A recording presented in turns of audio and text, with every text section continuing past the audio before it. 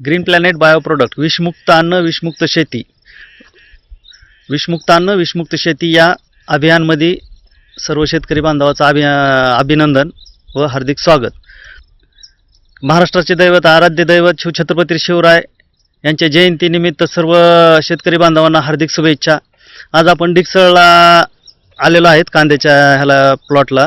आज आपण कांदा बघतोय. ग्रीन प्लॅनेट बायो प्रोडक्टच्या माध्यमातून हा तयार केलेला कांदा आहे. पूर्ण साधारणतः अर्धा एकरचा कांदा आहे.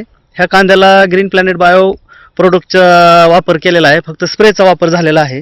उत्कृष्ट कांदा आलेला आहे. बुरशीनाशक वापर केलेला आहे. कांद्याला ग्रीनरी चांगली आलेली आहे. आज आपण शेतकरी दादाशी संवाद साधणार आहोत. आज कांदा बघू शकता की आपण त्याच्या ब्रँचेस कशा वाढलेल्या आहेत. आज भरपूर पातीची संख्या वाढलेली आहे. नमस्कार. नमस्कार. आपलं नाव काय? भारत वाघमारे. भारत वाघमारे. गाव? डिकसळ. तालुका? कळम. जिल्हा? उस्मानाबाद. आज आपण हे शेतकरी आहेत, तरुण शेतकरी आहेत. आज की चांगल्या पद्धतीने शेती करतात. ग्रीन प्लॅनेटच्या साधारणतः 3-4 वर्ष झालं वापर करत आहेत. कोणचे ग्रीन प्लॅनेटचे प्रोडक्ट वापर केलेले आहे का तुम्ही? केलं. किती फवारण्या झाल्या? 3 झाल्या. 3 फवारण्या झाल्या.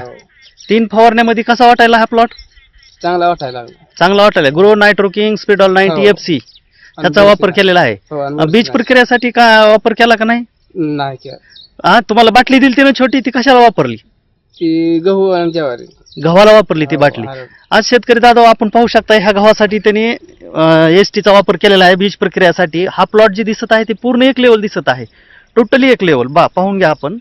आज ST लावल्यामुळे की प्लॉट एक लेवल आलेला आहे आणि चांगला प्लॉट बनलेला आहे. आज आपण हा कांद्याला पाहू शकताय. सर्व शेतकऱ्यांनी अशा पद्धतीने कांदा आपण करू शकतात. आज कधीपासून ह्याचा वापर करताय तुम्ही? 2-3 वर्ष झालं. 2-3 वर्ष झालं. बरं, इतर शेतकऱ्यांनी वापर करावा का नाही करावा? करावा. हा, करायला पाहिजे. प्रोडक्ट कसे आहेत? स्वस्त आहेत का? हो, स्वस्त आहेत. हा, विषमुक्त शेती विषमुक्त अन्न या अभियानमध्ये सर्व शेतकरी बांधवाचं हार्दिक अभिनंदन व स्वागत करतो. ग्रीन प्लॅनेट बायो प्रोडक्टच्या माध्यमातून सर्वांचे धन्यवाद. थँक्यू.